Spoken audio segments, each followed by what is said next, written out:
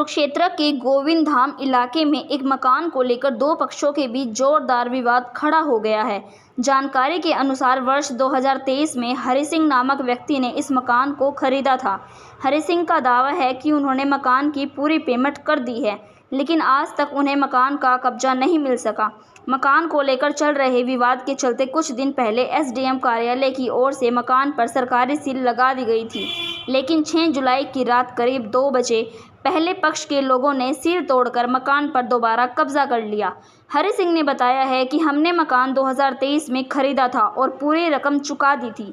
अब जब प्रशासन ने सील लगाई थी तो हमें उम्मीद थी कि कब्जा ज़रूर मिलेगा, लेकिन रात में चोरी छिपे मकान पर दोबारा कब्जा कर लिया गया।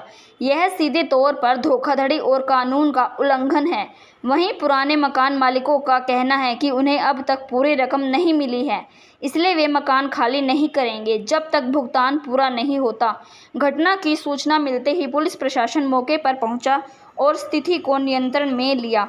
मौके पर भारी पुलिस बल तैनात रहा। फिलहाल यह मामला प्रशासन और पुलिस के लिए चुनौती बन गया है। दोनों पक्ष अपनी अपनी दलीलों पर अड़े हुए हैं, जबकि मकान विवाद का केंद्र बना हुआ है। प्रशासन द्वारा इस मामले में जांच की जा रही है।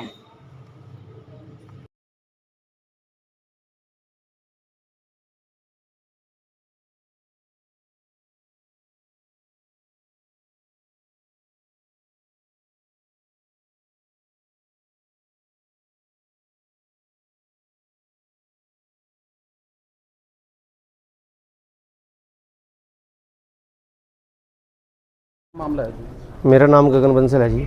माँ ने एक मकान खरीदा 2023 में जी। माँ ने मकान खरीद के जी पेमेंट करा के फिर मकान खरीदा जी। उसके बाद हमने अपना ताला लगा दिया था जी। इस पर इसकी मंशा ख़राब हो गई जी। पैसे हटने की मंशा से ये जगह जगह कब्जे करता है। हमारा ताला तोड़ के जी अंदर बढ़ गया जी। हमने जी बाबू जी इस पर पर्चा कराया है जिसका, ठीक है जी। भाग दौड़ करके डीएसपी साहब ने इस पर 812 FIR नंबर है जी, पर्चा कराया जी, ठीक है जी। उसके बाद भी काबू नहीं आया जी, मान्या नहीं जी। कोर्ट में केस लंबित था जी। हमने एप्लीकेशन लगाई जी कि भाई हमारे को जान से मारने की धमकी दे रहा था। ये कह रहा था कि मैं अपने मेरी लड़कियों को और बीवी को छेड़ा, मैं धमकी दे दूंगा, तेरे को अंदर करा दूंगा, सारी उम्र बाहर नहीं आ पाएगा, है जी। 2023 में जी। तो उसके बाद जी मतलब कि बहुत ज़्यादा मेहनत करने के बाद जी हमारे वकील ने इस पर लगा दी थी 145 लगवाने के बाद जी इसमें हमारा ताला तोड़ा था जिसने। अब 4 दिन पहले जी शुक्रवार को ये साहब ने ताला लगाया था जिस पे। यो साहब ने ताला लगाया जी इस पर।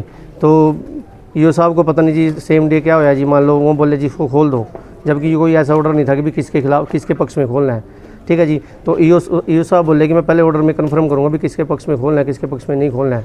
हम तो ये मांग कर रहे थे किसी के पक्ष में ना खोलो, लड़ाई झगड़ा होने की आशंका हो जाए जी, किसी का चोट फेट लग जाएगी। और इसको जी जब कोर्ट का ऑर्डर आएगा, जिसके पक्ष में कोर्ट का ऑर्डर आएगा अब उसको प्रकरण हुआ है जी। हमारे पास अभी इन्फॉर्मेशन आई थी कि house number 468 Govind Dham colony में लड़ाई झगड़ा हो रहा है और हम मौके पे पहुंचे हैं। अभी हम स्थिति का जायज़ा ले रहे हैं। एक पक्ष का कहना है कि यहाँ 145 की प्रोसीडिंग हुई थी और ईओ म्यूनसिपैलिटी द्वारा हाउस को अटैच किया गया था, और एक पक्ष उसको उसमें अटैच के बावजूद भी अंदर घुस गया।